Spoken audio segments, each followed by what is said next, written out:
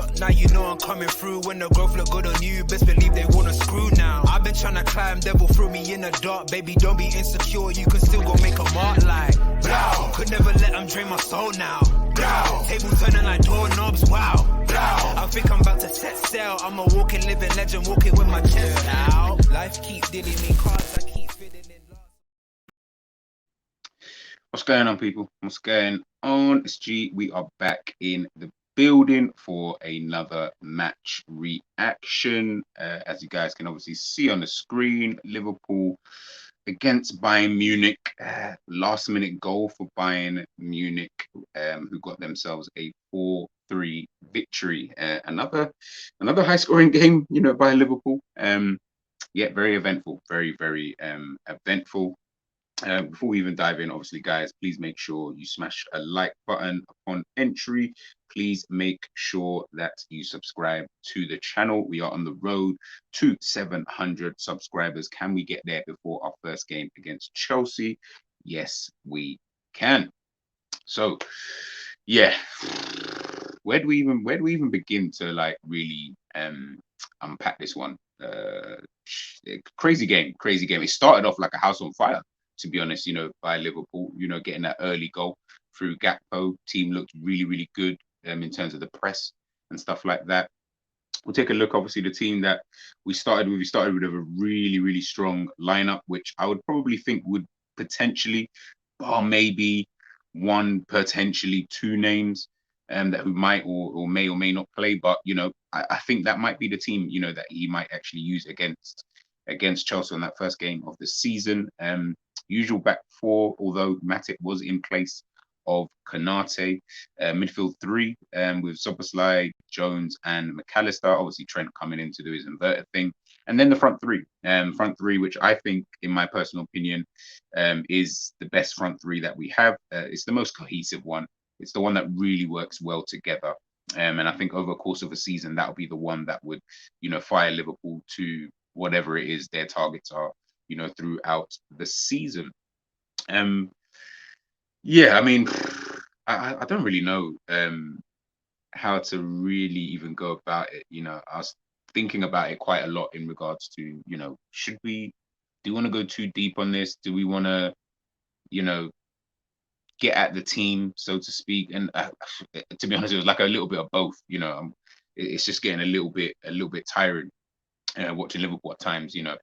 Good. There's always with Liverpool, you always see good bits. Always, man. You'll see nice play every now and again. In bits, in patches. As an overall, nah, I've not seen that for such a long time, and it's starting to become a little bit draining. But ultimately, quality told. Quality told. And it's like I've always said. In regards to Liverpool, when you've got more quality than the opposition. Obviously, listen, look, the last goal, that was a worldie at the end of the day, those kind of goals. I mean, maybe we can talk about Alisson's positioning, in that kind of moment. I wasn't really too happy with that, but I'm not a goalkeeper. So, I'm not going to sit here and pretend like, oh, he did that much wrong, but it did look a little bit like, maybe your positioning was a little bit wrong, in that kind of moment. At the same time, it did probably catch him off guard. Didn't think he was probably going to take that shot on. It looked like something that maybe the defender should have been able to handle. But again, that's a whole team thing. Well, that's a unit thing, shall I say? In regards to that, it's like, I don't think it's really a one-person thing. It wasn't a mistake like that where, oh my goodness, he's just giving the guy the ball and then he's gone on to score, etc., etc. I feel like there was parts to that, the ball coming across and all these kind of various different things. So it kind of is what it is. But I mean, we'll start off with the stats. Actually, we'll start off with the stats of the game. Because I found this quite interesting because, again, when we're winning these games in pre-season, even though we're conceding, a lot of people like to use these stats, in terms of the shots we're having on goal and, possession and the way we keep the ball, etc., etc. But this time, it was a little bit different. Bayern had 61% possession in the entire game and we had 39. Again, obviously, we're not going to be facing against Bayern every single week. So, there is that. But ultimately, you come up against quality. This is the kind of thing that will usually happen. Bayern had 16 shots in total, 12 on target, 3 off target. We had 12, 8 on target, which is actually pretty good for us, to be honest with you. And then taking a look at this, they had 8 big chances. And that kind of moves on to, what I really wanted to kind of dive into, and that's, defensively. I mean, they missed 5 big chances in the game. We only missed 1. We only had 3 big chances in the actual game. We scored 3 goals. So, that kind of, again, kind of tells you where we were at, kind of thing. I mean, having all these shots in the box, not really doing, too much. Our keeper had to make more saves inevitably. But yeah, it's, I don't know, man. I don't know anymore. You know what I mean? To be honest, it is my expectation. I do expect, when you do come up against better teams, I expect results like this where we will score goals. I don't think anybody is in fear or worried about Liverpool going forward. I don't visit a problem Liverpool trying to score goals. I even said I think Liverpool could even be second top goal scorers in the Premier League next season, behind Manchester City. I don't think anyone else in the Premier League really has that kind of firepower, as a whole kind of thing. Manchester City create more chances and they're more accurate with the chances that they do create. And obviously when you've got the best striker in world football at this current moment in time, it's one of those inevitabilities. But we're very, very close behind. I mean, it's going to take all 6 of the guys to do their job, but we're not that far. We're not that far behind. But it's just that's the good side of it. Attacking, going forward, when Liverpool have got the ball in dangerous areas, I do feel like we will make certain things happen. We might not always score, but we'll make things happen. But going the other way, it is just like, this is Gnabry's Sané's goal, should I say? Sorry, I believe, where he's going to. I think it's Sané's goal or Gnabry's goal. I can't remember which one it was actually. It was very identical, both of them, to be fair. But it was just more this passage of play that I was kind of focused on, because that's where I felt that Bayern again, and this time we didn't have Konate in there. Matip obviously started with Trent obviously coming in field. This is where again it's just problems all the time. It's just getting boring, like constantly down our right hand side and the opposition's left hand side. We're saying this every single game. We are saying the same things. It seems like it does not matter who the hell you're putting into those positions. It just seems like it's just always going to be a problem. And obviously here we just couldn't deal with it. And Gnabry and Sané are gonna, they're gonna do their thing, in that kind of position. Again, you look here, where were Bayern's most dangerous?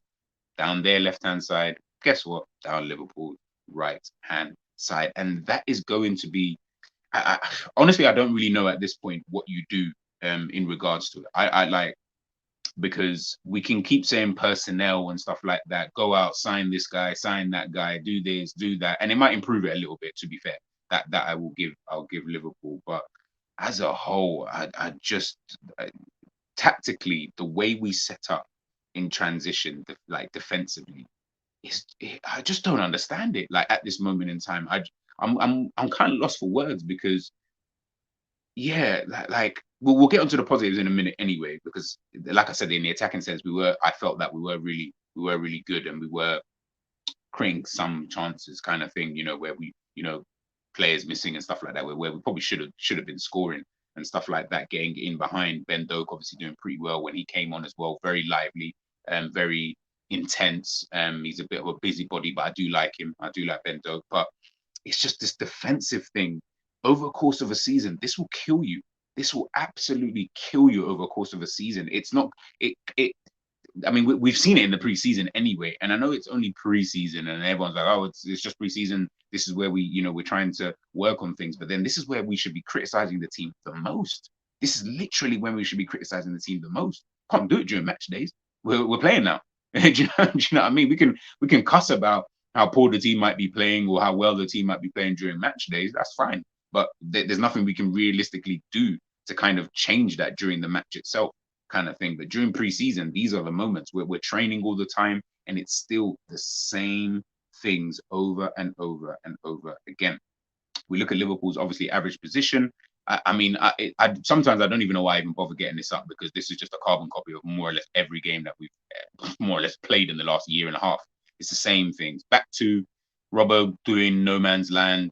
Diogo Jota obviously next to him this time. Salah obviously playing as a further forward, as he always does. Cody Gakpo will drop in. This time we did have obviously Jones playing in that deeper role, and obviously we'll talk about him in a second. McAllister, poor game by his standards. or by the standards that we think that he's kind of set in a general sense. Szoboszlai was pretty decent. I did like Szoboszlai a little bit. He showed he can be quite industrial, good turns on the ball and stuff like that. But yeah, it's just defensively. You know what? Even if you didn't know football or you didn't know Liverpool, just by looking at that, if you looked at this as a rival fan, or even just as any fan, whatever, even if you're a Liverpool fan, where would you even try to attack? Like, as an example, if you just looked at that and thought, all right, so this is kind of their average heat map for the players anyway. These are the positions that Liverpool mostly take up. When you watch the game and statistically, whatever, this is how they kind of set up. I'm pretty sure 9 out of 10 of you, with only one crazy person, would probably say, yeah, down Liverpool's right hand side. It's probably the place I would try to attack, because that's the spot with the most space, right? You know what I mean? You got Salah, who's obviously cutting infield, Trent, who's not really going out wide that much. You know, he's kind of playing in between like Gakpo and Salah in terms of his own positioning, just a little bit deeper. And then you've got this massive gap kind of thing on that kind of right hand side, where that's where you would attack. Whereas on the left hand side, you don't really have that. Everyone's kind of close enough to each other where it will make it a little bit more difficult. That's where, when we saw with Coman coming onto the pitch and stuff, that's where individual quality then has to come into play. Coman obviously burning Robbo a couple of times, you know, down that side, and he was really, really dangerous. I felt like Robbo was going to have a really tricky time, you know, with Coman obviously being there. So, you know, it's just, yeah, it's just the same thing. It's just the same thing. But if, you know, we'll take a look at the attack first, and then we'll kind of work our way backwards. Salah, obviously, again, like I say, on that kind of right hand side, cutting in a few times, but he was playing a little bit deeper, which was quite interesting to see. Again, we're playing against Bayern, so, you know, Salah versus Alphonso Davies, really good battle. Davies is faster. Although I didn't really need today to really know that. I always knew he was rapid. Like, he is super. When he gets running, you ain't catching it. And Salah's quick. Do you know what I mean? But I think Davies always had the run on him. But Salah was having to drop a little bit deeper, and I think he was actually dropping a bit deeper also as well, because when Bayern did have possession of the ball, you saw when Davies had the ball, he would be cutting in a lot, coming infield, and he would always get himself higher up the pitch. So sometimes, as Salah's probably sitting there thinking, I do need to watch him as much as, yes, I want to get forward and I want to help create and score the goals and blah, blah, blah. I do kind of need to watch him. But also, he is pretty good. Davies is a very good left back. So, you know, he's going to cause me problems either way. So I need to maybe just drop a little bit deeper. But also, the way that we were actually playing. People have mentioned about Virgil not really using that long pass that he does, that crossfield ball over to Salah. And in my opinion, the reason why I felt he wasn't really doing that was because Salah was coming up against, I'm not going to say defensively the best left back, because I don't think he's defensively that great, but someone who can match him stride for stride. Usually Salah can, if he gets the ball and he knocks it, or he can run into space, usually he's going to win those races. He's not winning that against Davies at all. So that ball now that you're trying to put across, where Salah gets into space and we can then maybe double up on them and maybe there's a runner, that's not happening. No one on our team is faster than him. Nobody, absolutely nobody. So that kind of option, that can't really be used as much. So then that's where, you know, Virgil doing that ball, in my opinion, again, he can't really utilize that kind of pass. And it's coincidence that as soon as Alphonso Davies came off, Virgil plays the pass. You know, coincidence or not, I don't know. You know, it just kind of depends. But in regards to like Salah himself, like I said, he was a little bit deeper in that game. You know, 4 key passes, you know, and again, in an attacking sense, I felt he was really, really good. And he seems to be turning into this kind of creator now, which I find interesting. Again, is that going to be his role this season, where he kind of creates for the other players? Obviously, he'll always eat regardless. But that just seems like something that I'm noticing a lot more, you know, with Mo Salah. Ground duels, you know, weren't really, 7 and only won 3 of them. So, you know, I guess it is what it is. He lost possession 12 times in the game in itself. You know, not too great, but fair enough. You know, he was trying to get these passes off. His passing accuracy wasn't really that good. 60% is not that good, considering you only make 12. Do you know what I mean? So, you know, little bits, and he wasn't getting on the ball as much. And obviously, you can see here again by the heat map and stuff, he wasn't getting on the ball as much. But ultimately, you know, he was able to obviously create for Diaz as well. For Diaz's goal, very, very well taken goal by Diaz. Really nice finish. I really like that one from him. Hopefully, we start seeing a lot more of that. But yeah, maybe that might be something about Salah. You know, let me know in the comment section. What do you guys kind of think? You know, in regards to Mo Salah. Gakpo, again, you know, I felt like with Gakpo, what I always see and think about him is that, and it's the same thing. Even in games where he plays, reasonably well, he will ghost. He's just like that. He just seems like a player who just ghosts from time to time. Yeah, I mean, them guys who just daydreaming in school and that, but then when the teacher asks them a question, they actually do know the answer. He seems like one of them kind of guys. Yeah, I mean, he'll know the answer, but he will daydream and be in his own world and just kind of doing his own thing, and he can be a little bit ineffective. And sometimes I do think when your system is based around you, or not based around you, but when you are that important to a system, a bit like Firmino, when Firmino had off days, you really were relying on Salah, because it would be very difficult for all three to be able to combine him, Salah, and Sadio Mane at the time. And I think that's going to be the same. It had really good link-up play, obviously, with drops off for the goal and stuff like that. So, yeah, in that sense, in the attacking sense at times, did look really, really good. Nice little touches on the ball and stuff like that. The positions that he's obviously taking up, again, that deeper role. But ultimately, like I said, he just ghosts. And when he ghosts, it just looks very ineffective, in that position, especially then if the opposition are starting to get on the ball a lot more. And as I showed before, Bayern had 61% possession. So they're going to be on the ball a lot more than we are. So we do need you a little bit more in those kind of key moments. But well taken goal by Gakpo, nonetheless. Taking a look here, we'll take a look at Szoboszlai. I mentioned him before. Picked up quite a lot of areas. It was just like an industrial display by him, if I'm being totally honest with you. You can see here the areas of the pitch that he was kind of taking up, again, a little bit deeper. But again, was it a good performance? Now, I'd say it was a very, very meaty performance by Szoboszlai in the middle of the park, if I'm being totally honest with you. But he did obviously find himself in decent positions. But it's then again the utilization of that. And this is where I speak about Klopp and, potentially killing some people's creativity, because we know him to be quite a lot more creative than that. But obviously you've come into a system where we do need the midfielders to be a little bit more industrial than you would normally have to be, or than you normally were in other teams. So when I'm then seeing, someone like Szoboszlai and even McAllister, who we'll get onto in a second, I am a little bit like, you know what I mean? Like, is that going to work throughout a season? It may or may not help the team in times. Again, we're not going to play Bayern every single week, so I'm not worried in that regards. But even just when you play with just better quality and opposition, I feel like he might be someone who ends up fading in games just because of the role that he's being asked to actually do. So it was like I said, media performance, but there were some decent parts, in regards to him. We'll take a look at McAllister. I felt that he played quite poorly in the game. Only lost, but he lost possession 6 times.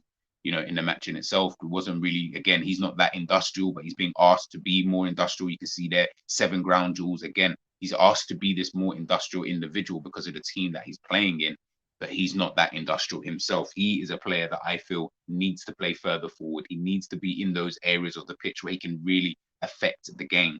Again, context, we're playing against Bayern Munich. They're a better team than us. They have more quality than us, in as an overall. So, of course, it's going to be quite difficult to always be that effective, which I totally understand, and that's totally understandable.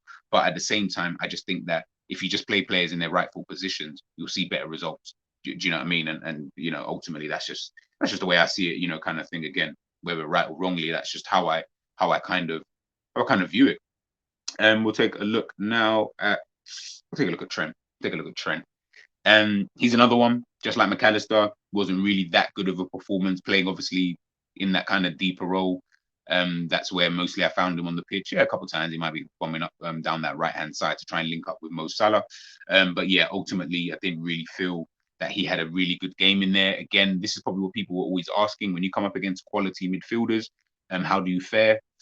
Yeah, you know what I mean? But also because he's playing in that kind of inverted role, it's then even proven more difficult because, bro, you're coming up against Gnabry's, the Sanes, the Comans, Musiala. Musiala, find it absolutely fantastic player, by the way. One of my favorite players in world football.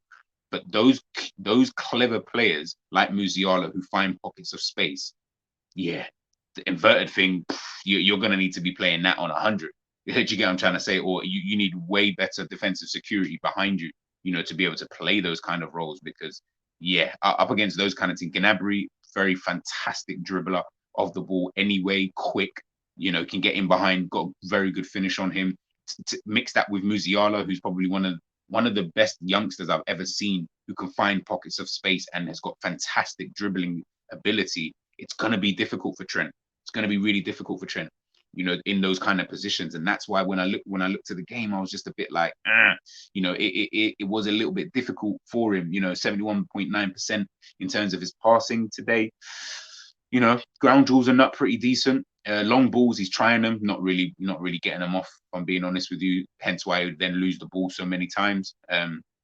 Again, just not really that strong of a performance. If I kind of felt, I didn't really feel the midfield played well at all, to be honest with you. I felt they had moments, but as an overall, I wasn't really too impressed. Let me take this banner off for you guys. Obviously, Curtis Jones, in that deeper role today. Klopp obviously speaking about Curtis Jones potentially playing as a number 6, saying he can, you can do it, but obviously defensively may need to just work on it, a little bit. And I agree. I felt like on the ball, Jones, I feel, is actually pretty decent when he's actually on the ball. Obviously, they say ground duels and stuff like that, but in general, I just felt like there's no security when he was there anyway.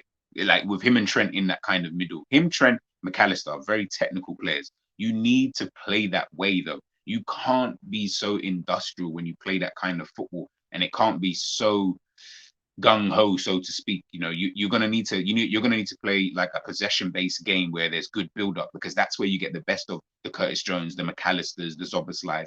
Getting Szoboszlai into very good areas of the pitch. Once you do that, then you'll start seeing the best of these kind of players. Do you know what I mean? And I think with Jones again, passing accuracy again on the ball, 100%. And I expect it. Not expect it. Let me not say that and put too much pressure on him, but I'm not surprised at that, because on the ball he is pretty decent.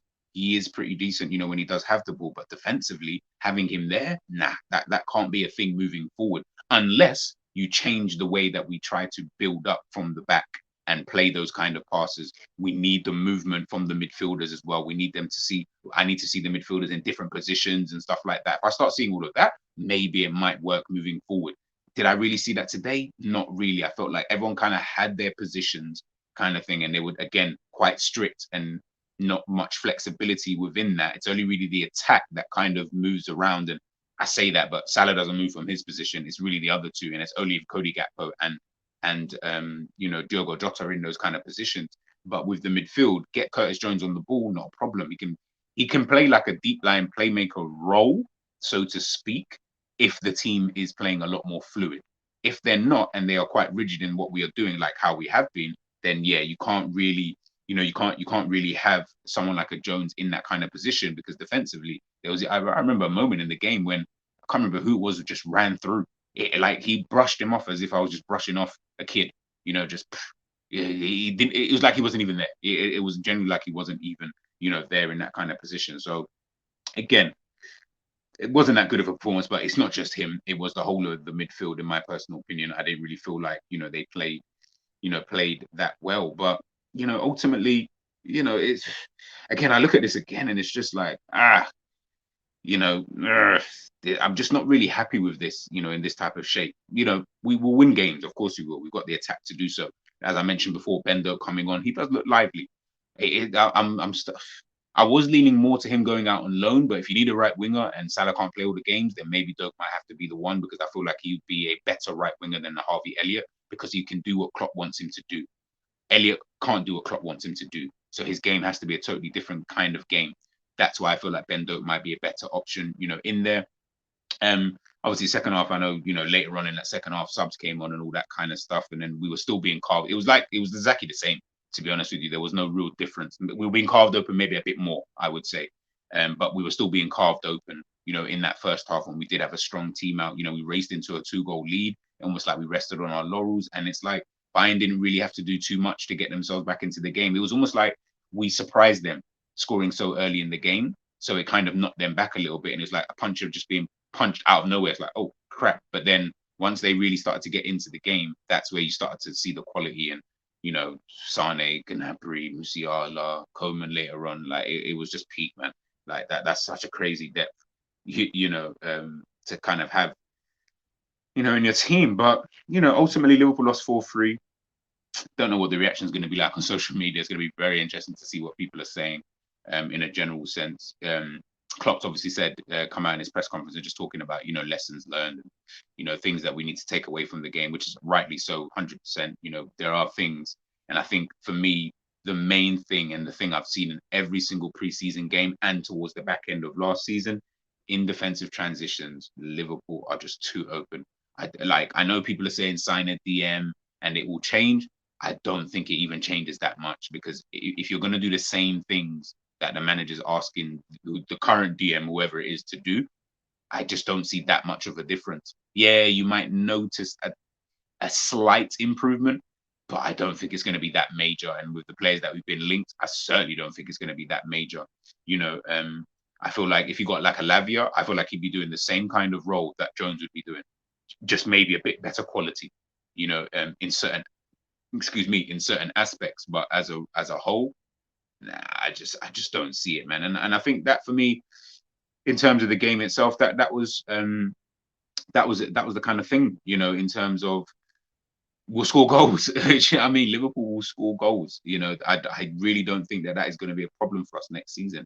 But we're definitely going to concede a hell of a lot of goals next season. If this is the way we continue playing, and unless Jurgen Klopp decides to obviously change it to become a bit more defensively resolute.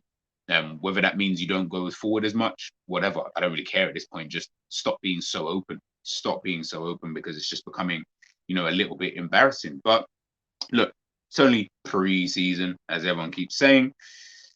Ultimately, it is what it is. We lost 4-3, first pre-season loss against, the best team that we will and have faced so far in pre-season. So was it inevitable? Probably so.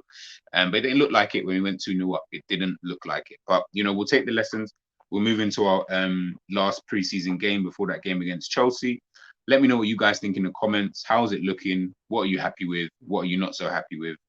And we will be back here for Liverpool's next game. But guys, please make sure you've already smashed that like button. Hope you enjoyed the video, and we are out.